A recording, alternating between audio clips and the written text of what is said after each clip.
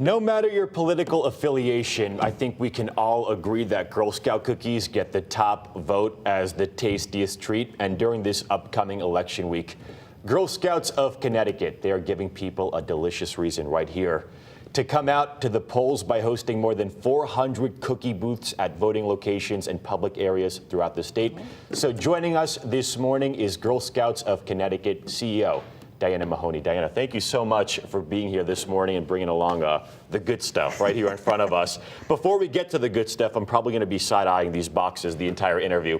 We've all heard of Girl Scouts. Tell us about what the organization looks like in Connecticut. Absolutely. Thank you so much for having me here today.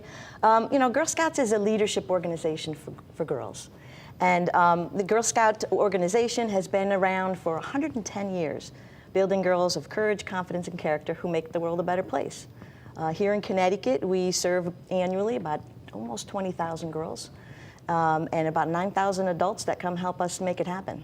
That's incredible. And you talk about this long history of service year after year. And you have to kind of adapt and grow as the times change. What does the next year have in store for this organization in Connecticut? So I always say part of the basic fabric of Girl Scouting is, you know, the outdoor activities, so camping and hiking, and we even now have axe throwing and archery.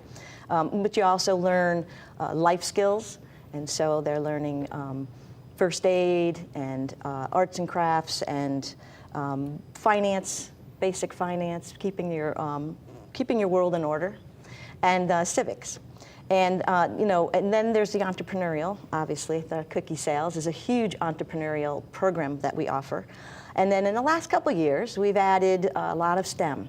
So girls are learning about engineering, they are learning about programming, computer programming, data analytics, and all kinds of good things that's very, very relevant to today.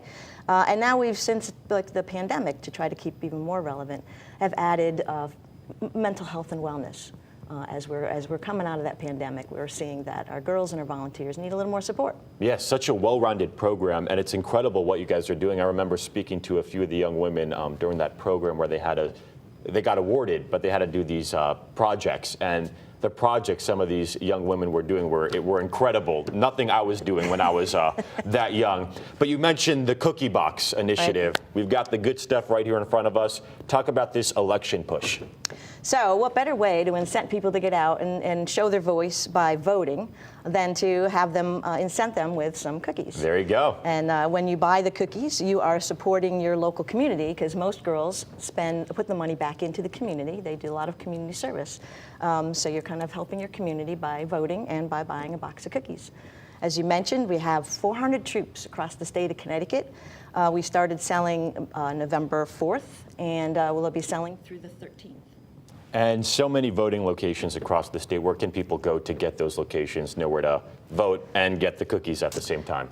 They can go to www.gsofct.org and look there to find the list of all the locations that will be having booths. Awesome. And is that the same site where people can go if they can't make it out to vote? Maybe they did early voting, they can go on there, order the cookies? That's where you'll find where the cookies are.